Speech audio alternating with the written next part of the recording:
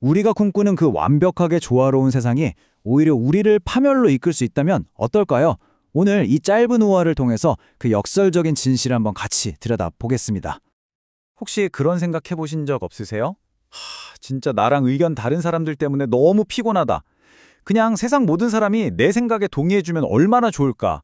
그러면 정말 완벽한 세상, 유토피아가 펼쳐질까요? 글쎄요. 오늘 이야기는 바로 그 질문에서부터 출발합니다. 자, 이야기의 배경은 코이트라는 은하 행성 네트워크입니다.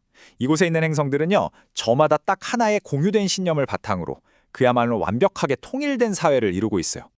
그럼 지금부터 이 완벽한 조화가 어떻게 비극으로 치닫게 되는지 우주에서 보내온 경고의 메시지들을 하나씩 한번 살펴보시죠. 자, 대표적인 두 행성을 한번 만나볼게요. 바로 시니스트랄과 덱스트롤입니다. 이 둘은 정말 극과 극이에요. 시니스트랄은 모든 의미는 개인이 만드는 거야 라고 믿는 아주 자유롭고 유연한 사회고요. 반면에 덱스트롤은 아니야, 절대적인 질서와 규칙이 최고야 라고 외치는 아주 엄격하고 경직된 사회죠. 이렇게 정반대인 두 세계, 과연 어떤 운명을 맞이했을까요? 먼저 자유를 그토록 추구했던 시니스트랄은 어떻게 됐을까요? 어떤 기준점도 없이 끝없이 변화만 쫓다 보니까 사회 전체가 방향을 잃고 그냥 표류하기 시작한 거예요.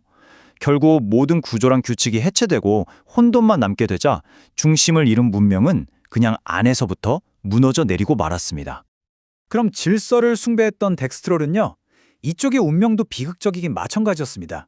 어떤 진보도, 발전도 멈췄고요. 심각한 불평등 같은 건 그냥 원래 그런 거야 하면서 당연하게 받아들여졌죠. 변화를 거부하고 돌처럼 딱딱하게 굳어버린 사회는 결국 시간의 흐름 앞에서 버티지 못하고 산산조각 나고 말았습니다. 근데 이게 단지 두 행성만의 이야기가 아니었어요. 객관적인 진리는 없다고 외치다가 혼돈에 빠져버린 행성도 있었고요. 너무 논리만 따지다가 번식은 비도덕적인 거구나 라는 결론을 내리고 스스로 소멸을 택한 행성까지. 그러니까 모든 행성이 각자 믿었던 그 완벽한 신념 때문에 결국 파멸에 이른 겁니다.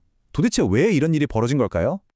자, 바로 이 지점에서 정말 중요한 질문이 나옵니다. 왜 이 완벽한 합의의 세계들은 예외 없이 전부 실패로 끝났을까요? 그 근본적인 원인을 한번 파헤쳐 보겠습니다. 그 원인이 뭐였냐면요. 바로 고립의 메커니즘 때문이었습니다. 이게 뭐냐면 사람들은 자연스럽게 자기랑 비슷한 생각을 가진 것으로 막 끌리잖아요. 그렇게 모여들다 보니까 결국에는 자기들만의 세상, 그러니까 일종의 필터 버블에 갇혀버린 거죠. 주변에서 다들 맞아 해주니까 비판적으로 생각할 필요가 없어진 거예요. 진짜 옳은 것이 아니라 그냥 내가 옳다고 느끼는 기분이 훨씬 더 중요해진 거죠. 더 놀라운 건 뭔지 아세요? 외부 정보가 들어와도 이 고립은 절대로 깨지지가 않았다는 거예요. 다른 행성의 목소리조차 전부 자기들 신념이라는 색안경을 끼고 자기들 멋대로 해석해버렸기 때문이죠. 결국 모든 정보는 자기 생각을 더 단단하게 만드는 데 쓰이는 연료가 될 뿐이었습니다. 그 결과는 정말 처참했습니다.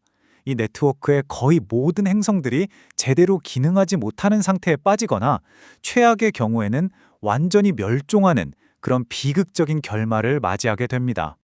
하지만 정말 딱 하나 예외가 있었습니다. 바로 지구였습니다.